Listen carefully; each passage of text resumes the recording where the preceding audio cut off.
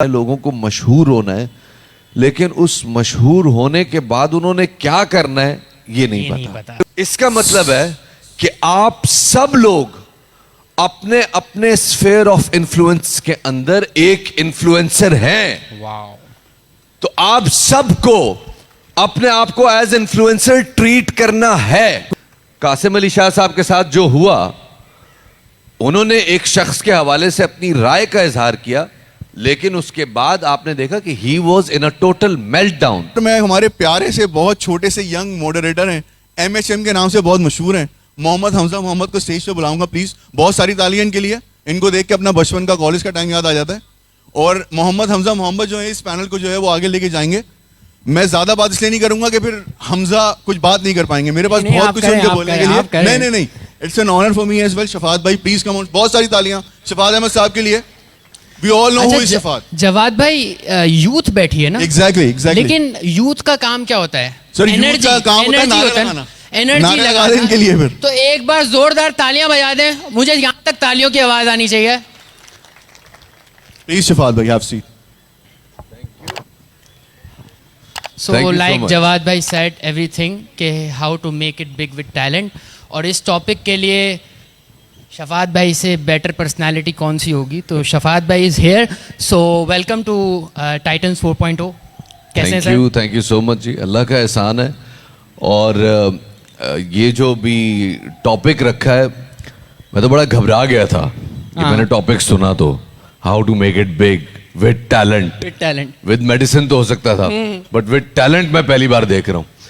But still मेरे ख्याल में ये जितनी भी डिस्कशन हो रही है उसमें ये एक ही बात हो रही है। और जैसे अभी इरफान भाई यहाँ बैठे थे, तो इरफान भाई ने एक कंक्लूड करते हुए एक बात कही कि हार्डवर्क और कंसिस्टेंसी। यस। अच्छा, मैं अब जरा हमारे दोस्त भी यहाँ बैठे हुए हैं, मैं चाहता हूँ हम आपकी तरफ भी आएंगे क्वेश्चन आंसर लेकर। तो नहीं, मैं पहले कुछ पूछना चाहता हूँ। मुझे ये बताइएगा कि आप में से कितने लोग हैं जो इन्फ्लुएंसर बनना चाहते हैं? हैंड रेज करें जो वाकई इन्फ्लुएंसर बनना चाहते हैं। यस। और आप में से कितने लोग हैं जो अपने आप को इन्फ्लुएंसर समझते हैं? समझने वाले ज्यादा हैं। Very good. अच्छा, एक और चीज अब मैं पूछना चाहूंगा, आप में से कितने लोग हैं जो वायरल होना चाहते हैं? माशाल्लाह तादाद है। कुछ अंकल भी हैं। नहीं, अच्छी बात है।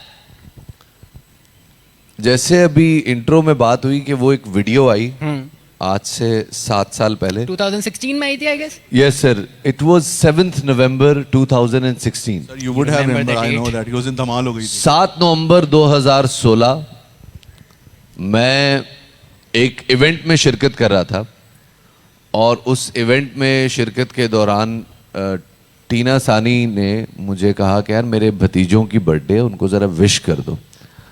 तो मैंने उनके लिए एक वीडियो बना दिया, और एक रैंडम वीडियो था। वो वीडियो वायरल हो गया। मुझे उस दिन अल्लाह के इंसाफ पे यकीन हो गया कि अगर आप कंसिस्टेंसी से काम करते रहें तो अल्लाह एक मौका जरूर देता है कि अब लो तुम्हारा मौका है, प्रूफ करो खुद को। वो अपॉर्चुनिटी जरूर आती है। वो जो एक रात वो वीडियो वायरल हुआ था, उससे पहले मुझे इंडस्ट्री में आए 10 साल हो चुके थे। 4 मैन शो से ही पहले आप, राइट? 4 मैन शो 2006 में शुरू हुआ। मेरा वीडियो वायरल 2016 में हुआ। 10 साल। तालियां होनी चाहिए यार। वेरी गुड, जबरदस्त। It's a huge journey. अच्छा, मॉडर्न दौर में, इस दौर में थोड़ा सा जो है ना टैलेंट और इस चीज के अंदर एक क्लैश आ गया। वो ये कि लोगों को वायरल होना है, लोगों को मशहूर होना है, लेकिन उस मशहूर होने के बाद उन्होंने क्या करना है ये नहीं पता। पहली बात, जब भी आपको लगे कि आपके अंदर कोई टैलेंट मौजूद है या आपके इर्द गिर्द रहने वालों के अंदर कोई टैलेंट मौजूद है, ये बहुत ज्यादा जरूरी है कि किसी भी बिजनेस की तरह आप पहले अपने टैलेंट को इवैल्यूएट करें कि आपका टैलेंट कितने का है। तो ये कैसे पता चलेगा कि टैलेंट है और ये टैलेंट है, टैलेंट आइडेंटिफाई कैसे करेंगे? बड़ी अच्छी बात है। जब भी आप किसी एक जिद के ऊपर अड़ जाते हैं, उसके ऊपर हार्ड वर्क करते हैं, उसके ऊपर स्टडी करते हैं, और फिर बावजूद सारी मुखालफत के, एक लफ्ज होता है अंग्रेजी में परसिवेरेंस, ये कंसिस्टेंसी से डिफरेंट है। अच्छा। इसलिए क्योंकि कंसिस्टेंसी में आपको अपना रूटीन ऐसा रखना होता है कि वो आपकी हैबिट बने, लेकिन परसिवेरेंस में सारी लहरें, सारी हवा आपके मुखालिफ होती है, लेकिन आप उस डायरेक्शन में चल रहे आपको होते हैं। डटे रहना होता है, जम के खड़े रहना होता है। आपको मूव फॉरवर्ड करते हैं। ये परसिवेरेंस जब होती है और जिस चीज के हवाले से होती है, तो वो चीज आपका टैलेंट बनती है। अच्छा। अब वो टैलेंट के सिलसिले में होगी। पहले तो आप में से जैसे कई लोगों ने कहा ना जी, 5-6 लोगों के हाथ खड़े हुए कि मैं इन्फ्लुएंसर हूं, मैं इन्फ्लुएंसर बनना चाहता हूं, मैं टैलेंटेड हूं, मैं टैलेंटेड बनना चाहता हूं। आप में से कितने लोग हैं जो व्हाट्सएप ग्रुप्स के अंदर ऐड है? सभी होंगे कौन नहीं है जो नहीं है? आप में से कितने लोग हैं जिनके व्हाट्सएप ग्रुप्स के अंदर 50 से ज्यादा लोग हैं? एवरीवन। इसका मतलब है कि आप सब लोग अपने अपने स्फेयर ऑफ इन्फ्लुएंस के अंदर एक इन्फ्लुएंसर हैं। वाओ। तो आप सबको अपने आप को एज इन्फ्लुएंसर ट्रीट करना है, एज टैलेंटेड ट्रीट करना है। ओके। ओनली देन दुनिया आपको एक्नॉलेज करेगी, जब आप पहले खुद मानना है, खुद पहले believe खुद करना मानना है। Right right right. अच्छा, टैलेंट हमने आइडेंटिफाई कर लिया, अब उस टैलेंट को वी हैव टॉपिक के उसको बड़े स्केल पे कैसे ले जाएं? क्योंकि अब है, मुझे पता है, शफात भाई आपको पता है कि मेरे अंदर टैलेंट है, मुझे पता है कि मेरे अंदर टैलेंट है। नहीं, आप में तो बहुत है। Thank you. आप में तो बहुत है, लेकिन दुनिया को कैसे पता चले?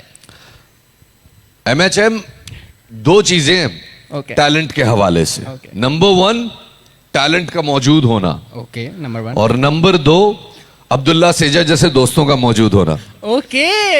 मैं बात कर रहा हूं कनेक्शंस की, मैं बात कर रहा हूं आपके ताल्लुकात की, आपकी सोशलाइजिंग की। ये बहुत जरूरी है कि आप जब एक दफा अपना टैलेंट मनवाएं, तो वो अपने इर्द गिर्द और अपने दोस्तों, अपने रिश्तेदारों को कन्विंस करने के अलावा you need to go out and you need to connect with people. और ऐसे लोग, इरफान भाई जैसे लोग, अब्दुल्ला जैसे लोग, साया साहब जैसे लोग, वो लोग जो के टैलेंट ढूंढते हैं, हंट करते हैं, ये शार्क्स आपको हर जगह मिल जाएंगे। ये कौन से शार्क्स की बात हो रही है? ये टैलेंट के शार्क्स की बात हो रही है। ये हर जगह आपको मिलेंगे, और इनको शार्क्स पे राइड चाहिए होती है, इनको खाना नहीं होता। तो ये लोग आपको मिलेंगे। एक चीज जब आपने कनेक्शन कर लिया, तो उसके बाद आता है, और मोस्ट इंपॉर्टेंट है ये, how do you treat yourself. क्या आप अपने आप को as a talented person treat करते हैं? एक नॉर्मल इंसान में और एक इन्फ्लुएंसर के रूटीन में एक फर्क होता है। अच्छा, वो क्या होता है? एक डिसिप्लिन होता है, ओके।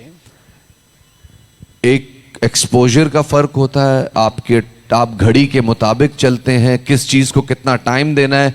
मैं एक आम आदमी फेसबुक पे 3 घंटे आराम से निकाल लेगा, स्क्रॉल करके, राइट। लेकिन एक टैलेंटेड आदमी उसी 3 घंटे में से 1.5 घंटे यूट्यूब पे कोई कोर्स उठा के अपने टैलेंट को आउटशाइन कर लेगा। Okay, right. सो आपको वो रिदम चाहिए, वो रिदम चाहिए जिससे आप शाइन आउट कर सके।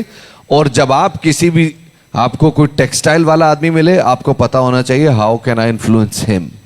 आपको कोई मजहबी नौयत का आदमी मिले, आपको पता होना चाहिए how can I influence him. आपको मेडिसिन से कोई बंदा मिले, आपको ट्रेड से कोई बंदा मिले, आपको इकोनॉमी से मिले, आपको टीवी से मिले, आपको एक्टिंग से मिले, यू नीड टू नो कि आपके पास ऐसा कौन सा एसेंशियल स्किल होना चाहिए ताकि आप उन लोगों को इन्फ्लुएंस कर सके। लेकिन शफात भाई, पिछले कुछ महीनों में, कुछ सालों में, पहले भी ये वर्ड एग्जिस्ट करता था हमारी डिक्शनरी में, बट ये मशहूर हो गया वर्ड मीडिया की वजह से, नेपोटिज्म। अब जो वर्ड आप कह रहे हैं कि PR और ये सब, तो क्या ये चीज़ों के बगैर सिर्फ टैलेंट की बेसिस पर हम आगे नहीं बढ़ सकते? मेरे भाई और मेरी बहनों, नेपोटिज्म बगैर टैलेंट के मनवा लेना, अब ये दौर गुजर चुका। वो लोग जो इस खुशफहमी में हैं कि हम इस बुनियाद पे सस्टेन कर जाएंगे क्योंकि हमारे दोस्त सस्टेनेबल है, ऐसा नहीं है। अच्छा। अब ये है कंपटीशन का दौर और ये सख्त से सख्त होता जा रहा है। आपको अपने आप को मुसलसल रीडिस्कवर करना है। ये मुमकिन नहीं है कि आप अगर अपने आप को सिर्फ as a video content creator देख रहे हैं तो आप उसी के अंदर पूरी जिंदगी फंसे रहेंगे। You need to explore. आपको एक नए वेंचर के अंदर खुद को ट्राई करना है, लोगों को अट्रैक्ट करना है और उसके बाद उसके अंदर किस्मत आजमानी। मतलब सोशलाइजिंग और ये पीआर बहुत जरूरी है। Everything, every single thing. अगर टैलेंट ना हो फिर भी इस पे काम हो जाएगा मुझ जैसे लोगों का। नहीं, फिर आपको सियासत में किस्मत आजमानी चाहिए। अल्लाह। अच्छा शफात भाई, टैलेंट है, टैलेंट आइडेंटिफाई कर लिया, उसको लार्जर देन स्केल भी ले गए। नाउ पैसा कैसे कमाए? रोकड़ा यहाँ मेमन बहुत ज्यादा लोग बैठे हुए हैं। पैसा धंधे कैसे की बात कमाए? करो। ये मजे की बात है ना, धंधे की बात करो। धंधे अच्छा भाई की देखो, वो जो मैंने बात की ना, पहले तो मुझे बात है, कोई टैलेंट से पैसा कमाना चाहता है?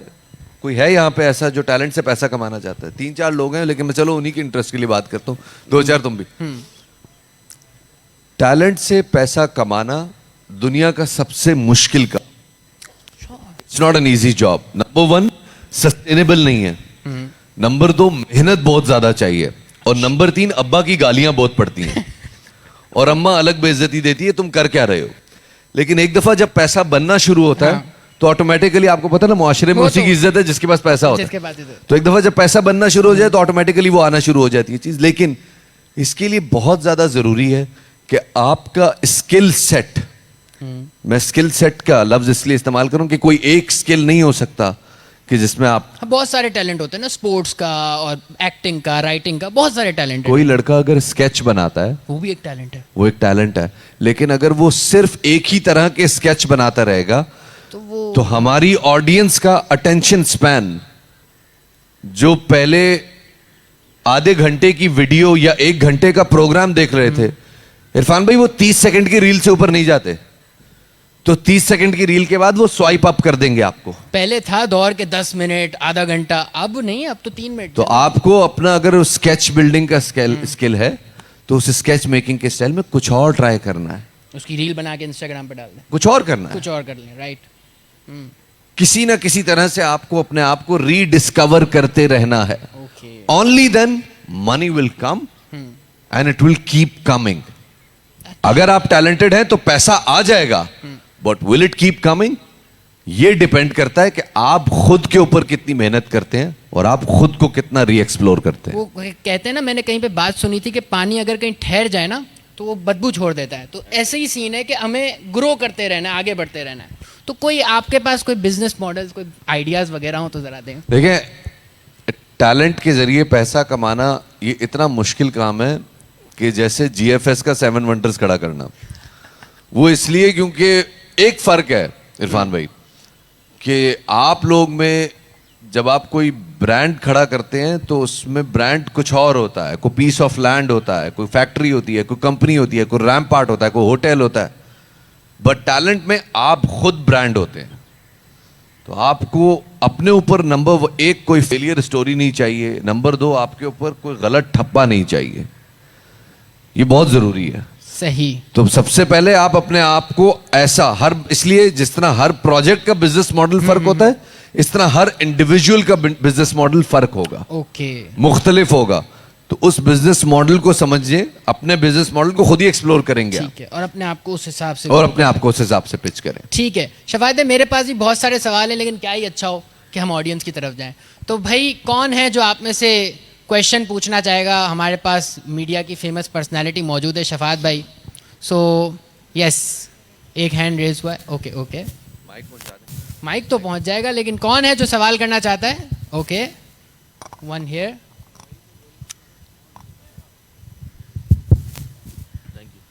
जी सर। अस्सलाम वालेकुम शफात अली। क्या नाम है आपका? फहाद लखानी मेरा नाम है जी sir. I just recently came back from Australia. Okay, आपको बहुत बड़ा फैन हूँ Shafat Thank you, sir. Thank मैंने you. ऑस्ट्रेलिया में भी आपकी बहुत वीडियोस देखी। Thank you. अभी एक आपने एक छोटी सी बात बोली which was if it's very hard to make money from talent, exactly that's what he said, right? Exactly. But my father, thank you.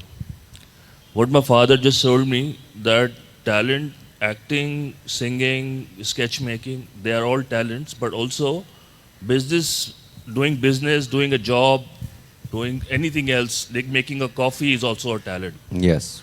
So is that you have to, आप showbiz को बिल्कुल अलग रखते हैं एज अ टैलेंट, और जो बाकी सारी जो आपकी जो जॉब्स की है, जो आप बिजनेस करते हैं, जो सेल्स मैन ही करते हैं, क्योंकि मेरे अब्बू की शॉप है तो वो कहते हैं कि sales is also a talent, तो वो भी एक टैलेंट हो, आप उसको कैटेगराइज करते हैं? Absolutely agreed, absolutely agreed. देखिए, पहली बात तो ये कि ये दौर ऐसा है कि मैं शोबिस की बात नहीं कर रहा, मैं इन जनरल बात कर रहा हूँ कि ये दौर ऐसा है कि हर आदमी अपनी ज़ात में एक इन्फ्लुएंसर है। हर बंदा, वो किसी भी शोबे से है, वो सेल्समैन है, वो कारीगर है, वो बिजनेसमैन है, वो एक टैलेंट है। How does he stand out, ये मेन काम है। उसके लिए जरूरी है कि आप अपने आप को री एक्सप्लोर करते रहें। वैसे तो वो कहते हैं ना, जब पेट पे लात पड़ती है तो आदमी को खुद ही अल्लाह याद आ जाता है और खुद ही आदमी कुछ नई चीज ढूंढ लेता है, लेकिन उससे पहले जरूरी है कि आदमी खुद ही अपने ऊपर मेहनत कर ले और अपने आप को खुद ही एक्सप्लोर करे। हाँ, if you are talented and if you are gifted तो आप वन ऑफ एक दफा पैसा जरूर बना सकते हैं, but will it keep coming? That's not possible. तो अगर आप अपने आप को टैलेंटेड समझते हैं और उसकी बुनियाद पे पैसा बनाना चाहते हैं, चाहे वो आप सेल्समैन हो, चाहे आप अच्छे बिजनेसमैन हो, चाहे आप अच्छा मॉडल बना सकते हो, चाहे आप अच्छे स्केच आर्टिस्ट हो, चाहे आप शोबिस में हो, चाहे आप अच्छे एक्टर हो, ये दौर वर्सेटैलिटी का है। और जो आदमी वर्सेटैलिटी के ऊपर खुद को री एक्सप्लोर नहीं करेगा, उसको बहुत मुश्किल होगा अपने आप को सस्टेन करना। इसको 2 वर्ड्स में मैं ऐसे कह देता हूँ, कीप चेंजिंग। हमें चेंज होते रहना है, चेंज करते रहना है, evolving, keep evolving, evolving. This is the right evolution का प्रोसेस नहीं रुकना चाहिए। सही। Keep exploring yourself. Next thank you फाद भाई। Anyone else? Please sir. Shafat भाई, आपसे ये सवाल पूछना है कि आपने इंजीनियरिंग पढ़ा जी, फिर आप मस्खरे बन गए तो ये ट्रांजिशन कैसे रहा? अच्छा सर, ये अब आपने दुखती रग छेड़ दी है। मैंने इंजीनियरिंग किया 2008 में, उसके बाद मैंने मास्टर्स किया और मास्टर्स के दौरान मैंने अपने अब्बू के साथ एक कंपनी बनाई। उस कंपनी का नाम है hydel engineering company. Hydro electric को हाइडल इंजीनियरिंग। ये 2010 से पहले की बात है? 2008 में वो कंपनी बनी। हमने 6 साल उस कंपनी में पैसे बनाए। फिर 2013 आ गया। 2013 में तब्दीली आ गई, बिकॉज हम पेशावर में थे और पेशावर में ही चूंकि ज़रा हाइड्रो इलेक्ट्रिक का काम सारा उधर है, तो तब्दीली इतनी जोर की आई कि वो 1.5 करोड़ का प्रोजेक्ट जो कि 10% किकबैक में उठ जाता था, उसके लिए लोगों ने 60% मांगना शुरू कर दिया। तो ब्यूरोक्रेसी आउट ऑफ कंट्रोल हो गई और बहुत मुश्किल था वहां पे सस्टेन करना। इस वजह से we had to exit the market. अब एग्जिट कर लिया था और इंजीनियरिंग के बाद अपनी कंपनी चूंकि चलाई थी तो इसलिए मार्केट से आउट थे। सीवी में क्या लिखते, तो उस टाइम फैसला किया कि जो पार्ट टाइम मीडिया कर रहा हूं इसको मुझे फुल टाइम करना पड़ेगा। So I was not designed for media, I was thrown into it and I thank Imran Khan for this. अच्छा, लास्ट क्वेश्चन हम लेंगे। वहां पीछे एक 2-3 हाथ उठ रहे हैं, हम कोई भी एक क्वेश्चन लेंगे। यस यस यस, क्या नाम है सर आपका? अस्सलाम वालेकुम। वालेकुम अस्सलाम। वालेकुम मेरा नाम सलाम। फरदीन है और मैं कराची यूनिवर्सिटी से पब्लिक पॉलिसी कर रहा हूँ। माशाल्लाह। मेरा आपसे ये सवाल ये है कि सक्सेस के लिए इमोशनल इंटेलिजेंस का कितना अहम पार्ट है? इमोशनल इंटेलिजेंस बहुत खतरनाक बहुत- सवाल बहुत पूछा है deep सवाल फरदीन भाई है। आपने। फरदीन भाई, आप ये समझ लें कि जब आप अपने आप को पब्लिक फोरम पे रखेंगे तो 2 तरह के रिएक्शन आएंगे। या तो दिल वाला इमोजी आएगा या दूसरे वाला आएगा, पब्लिक प्लेस में मैं बता नहीं सकता किस तरह का। वो आप समझदार हैं, वहाँ बीप कर देते हैं। बीप कर देते हैं उसको। 2 तरह के रिएक्शन होंगे, या लोग आपको आपकी मोहब्बत में, आप बैठ जाएं प्लीज, तशरीफ रखें आप फरदीन, मैं सुन लिया आपको। या लोग आपकी मोहब्बत में वारी सदके जाएंगे, या लोग आपको गालियां देंगे। और अगर आप उन लोगों के हत्थे चढ़ गए कि जिन लोगों को गालियां देने के पैसे मिलते हैं, आप समझ रहे हैं मैं किसकी तरफ इशारा कर रहा हूं, तो फिर अपनी मेंटल हेल्थ को और अपनी इमोशनल हेल्थ को काबू में रखना बहुत मुश्किल है। इमोशनल आउटबर्स्ट हर एक के होते हैं और होने चाहिए, पत्थर का कोई आदमी नहीं बना होता, लेकिन एट द सेम टाइम उस चीज से आपका फोकस आउट ना हो जाए। मैं आसान भाषा में बता देता हूं, आप पॉलिटिकल कमेंट्री कर रहे हैं, पॉलिटिक्स पाकिस्तान में सबसे बड़ी इंटरटेनमेंट है, अलमिया है एक। Yes. मेरे ख्याल में इस मुल्क में कारोबार और धंधे और फाइनेंस की एजुकेशन के अलावा और कोई हर बात नहीं। चैनल पे यही चल रहा है, एग्जैक्टली यही है। यार हमारे स्कूलों में भी यही चल रहा है अब तो, जस्ट इमेजिन। वो अलग बात है, मैं खुद चाहता हूं कि अगर कोई एजुकेशन के ऊपर स्लॉट हो तो मुझे भी बिठाओ, मैं चाहता हूं कि फाइनेंशियल एजुकेशन बच्चों की ये तो होनी आपकी चाहिए। जाती ख्वाहिश है। ये जाती ख्वाहिश। आपने अगर पॉलिटिक्स पे कमेंट कर दिया, दो तरह के लोग आएंगे, या आपको लोग पटवारी कहेंगे या जियाला कहेंगे, या वो लफ्ज कहेंगे जो ये भी पब्लिक प्लेस पे हम नहीं कह सकते। वो भी पब्लिक प्लेस में नहीं कह सकते। तो अगर आप उन लोगों के हत्थे चढ़ गए तो फिर आपको अपने आप को जस्टिफाई करना और अपने आप को सस्टेन करना। इसकी बड़ी रिसेंट मिसाल कासिम अली शाह साहब है। कासिम अली शाह साहब के साथ जो हुआ, उन्होंने एक शख्स के हवाले से अपनी राय का इजहार किया, लेकिन उसके बाद आपने देखा कि he was in a total meltdown. वो कासिम अली शाह है और उनकी एक बहुत बड़ी फॉलोइंग है, तो वो सरवाइव कर गए। लेकिन अगर एक ऐसा आदमी हो जो कि अपना करियर सिर्फ इनिशिएट कर रहा है, तो इतने बड़े झटके के बाद ही would have been kicked out of the market, of the business, of the fraternity. इसलिए बहुत जरूरी है कि अपनी इमोशनल हेल्थ को सस्टेन रखने के लिए ऐसे लोगों में बैठे जो आपको पॉजिटिव एनर्जी दें। ये बहुत जरूरी है। क्या बात है शफात भाई, थैंक यू सो मच। और शफात भाई जहाँ पर हो वहां पे हम उनसे इनका मेन काम ना करवाएं तो हो नहीं सकता। और वाह, वाह, वाह। तो सर एक मिमिक्री जिसकी भी आप चाहें इस प्लेस पे जो देखिए, मैं आपको इस सारे सेशन को कंक्लूड कर दूंगा एक जुमले में कि सबसे पहले तो आय हाय हाय आप लोगों ने घबराना नहीं है। नहीं, आवाज ही नहीं आई, आवाज ही नहीं ये आई। भी है, ये भी है। सबसे पहले तो आप लोगों ने घबराना नहीं है। Thank you so much. Thank you so much Thank you, Shafat Shafat भाई, भाई। Thank you so much for being here.